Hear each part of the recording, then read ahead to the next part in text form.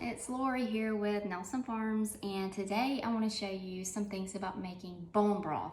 So I actually started this process yesterday and I really didn't get any good video of it, so I'm going to pick up where I left off yesterday and show you guys how to do this. It's super easy and it's a great way to have healthy bone broth in your pantry all year long, and you don't have to go out and buy chicken broth. So what I'm doing right now is I have these two big pots of bone broth that I made yesterday, and I'm just skimming the fat off the top. There's not much fat, but there is a little bit, and I'm just skimming that off the top. So what I did yesterday was actually, we processed 5 chickens. It was our first 5 chicken processing. So we did that yesterday with the kids. We showed them how to do it. That's one of our homeschool classes, homesteading. So they learned how to process the chickens. So we processed them. I went ahead and roasted them. We put up the meat and we used the bones in bone broth. So I put the carcasses, the bones, and any meat that was left over with water and any vegetable scraps that I had. So what I like to do is hold on to vegetable scraps. So when you peel stuff, if something's about to go bad, but you don't really want it to go bad, throw it in the freezer. I just keep a bag in there labeled bone broth, and those are the scraps that I put in here. I also put a bay leaf, some fresh rosemary. Well, it's dried rosemary, but I got it fresh a couple weeks ago and we dried it. So I put that in there and some salt. And I let that cook for about 6 hours. I just kept it on the stove, kept it on low, and again, I had 2 pots going. And then today, I'm gonna skim the fat off, reheat it, and can it. So I'm gonna show you guys how to pressure can the bone broth today. Hey, I almost forgot to tell you, if you are finished getting the fat off, you need to grab a strainer, and I like to put a little bit of cheesecloth over it, and then you wanna strain it. I like to do this because I don't like bits of pieces in my bone broth. I don't know, that kind of grosses me out. So I like to strain it through like this, and I do that a few times before the final product. I did it yesterday too. There will still be bits, and I actually like salt and pepper my broth, so there's gonna be little pieces of stuff. I just don't want to find like big chunks of stuff. It's kind of gross in my opinion. So doing this is a good way to get rid of all of that, the extra stuff that may be floating around in your broth. So don't forget that step. So you can see this did catch quite a bit of debris. There's some fat and just some particles in there that would have just made your bone broth a little less appealing to look at. Okay, so we have the broth. It's heating back up. You want that to get really hot. The other things you can do while that's heating up is check your pressure canner. Make sure all the pieces are clean. I need to clean this up a little bit. Make sure it's working good. Just make sure all of your parts are there and ready to go. Also, make sure your jars are ready. My jars are in the dishwasher right now. I like to wash them in the dishwasher right before I can. And then I do put them in hot water in that canner and let them get hot that way too. So I'll show you that when we get there. But I did want to show you guys also, like my Bible that I go by canning wise is this Ball Home Preserving book. And with the bone broth, I kind of combine these 2 recipes, the vegetable stock and the beef stock. And I use a little bit from here and a little bit from here. Because we're doing the pressure canner, the amounts of things are not as critical as they would be if you were using like a steam canner or water bath canner. What is critical, so I want to point this out, you need to make sure you're using the correct time for them to process, and make sure you're using the correct pressure. That is critical. So I love to have this book just to double check my things. I keep in this book my pressure canner book, and I always like double check everything there. And then that's my steam canner that I use. So I triple check everything, like when I'm making it, to make sure I'm doing it so that it will last, because the goal of canning this stuff is so that it will last a long time in your pantry.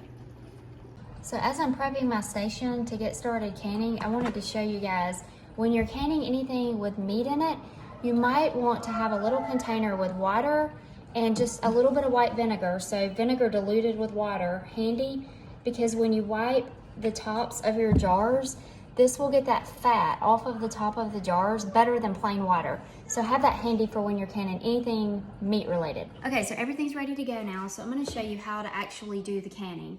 My jar is really hot. After they come out of the dishwasher, I actually put them in the canner with water so that they stay really hot. You need a good funnel. I like these metal ones here. And then really when you're doing bone broth, it's very simple. It's a great food to start canning because it's so easy.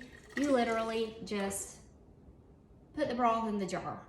You don't have to add salt or citric acid or lemon juice, nothing like that. You're just adding the broth right into the jar. Now I love ball jars, but I do have a lot of variety of jars, but my favorites are ball jars and ball lids. So every recipe that you use in canning will call for a different amount of headspace. You need to be aware of the headspace. That just means how much space is from the top of the very top of the jar until your food starts. And bone broth actually calls for 1 inch of headspace, which is about right there. You always want to make sure you know that and follow it. And this little tool right here will help you measure. So that is right on track. This is a little tool that it's a magnet on the end, and it can pick up your lids. So my lids are in this hot water that keeps them nice and hot.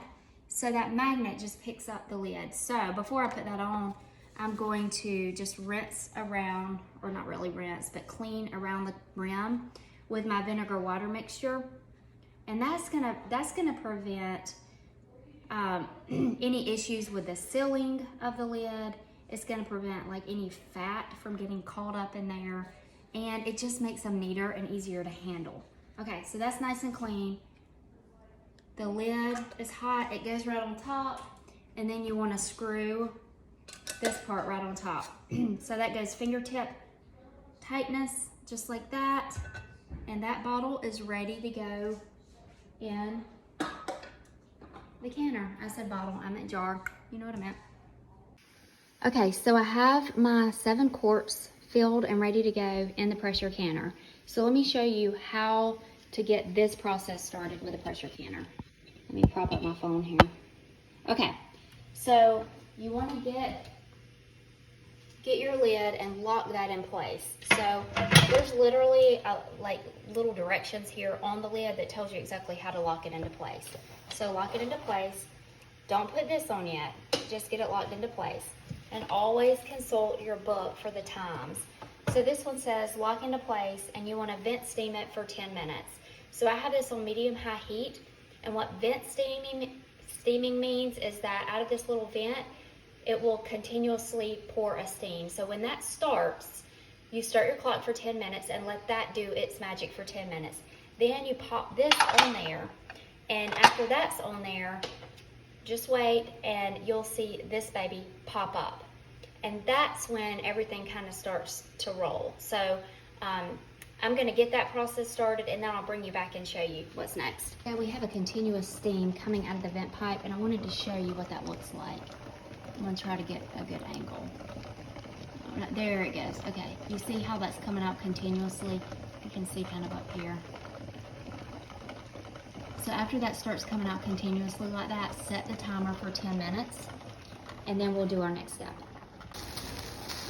Okay, so we've had a steady stream coming out of that vent pipe for 10 minutes now. So then you take this regulator, it's the heavy piece that can sit right on the vent pipe, and you want to literally just set it right on there like that. Now, after you do that, a few things are going to happen. The pressure is going to build up right here, and this piece is going to pop up right there. That's normal. And then you're going to watch your pressure out that's hot. Watch your pressure rise right here. And again, in South Carolina, we're 10 to 11 PSI. So watch that pressure rise. And when it gets up close to 10 to 11, you want to reduce your heat, okay? Because you don't want it to get much past that.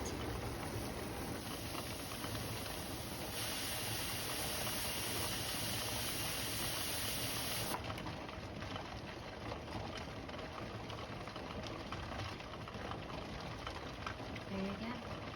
pressure's gonna start rising. Okay, so as you can see, we're at about 11 PSI right now. We only need to be at 10. So once you get to 10 PSI, you start your timer. And for chicken bone broth in quart jars, it's 25 minutes. So it's 25 minutes from when this hits 10 PSI. So I've got my timer going, and you're gonna wanna turn your heat down a little bit because you don't want that to keep inching up. So you want it to stay between 10 and 11. But here's the thing, if it drops below 10, you have to start your timer over, so don't let it go below 10.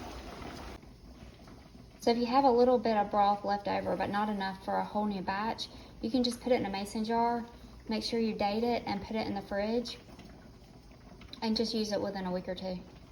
Okay, so my timer went off, and what you do next is turn the heat all the way down. The pressure will start to lower, and you don't do anything until the pressure lowers to 0. So you just wait on that, then you wait about 2 more minutes, then you can open the vent right here, and then you can remove the canner lid.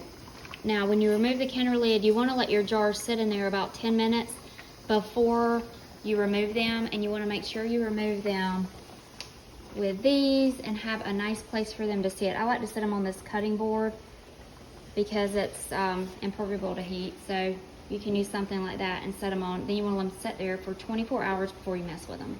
So the pressure has returned to 0, and it's been like that for, I don't know, 3 or 4 minutes. So I'm gonna pull this off, and it's a little hot underneath, so be sure not to touch the hot part. And then you'll see that that's steaming. Let that steam for a few minutes, and then you'll be ready to open them up. Let the jar sit 10 minutes and take them out. Okay, so when this is ready, you twist the lid, and when you pull it off, you want to always angle it away from you because there's a lot of steam that's going to come up like that. It's really super hot. And always make sure you use your oven mitts.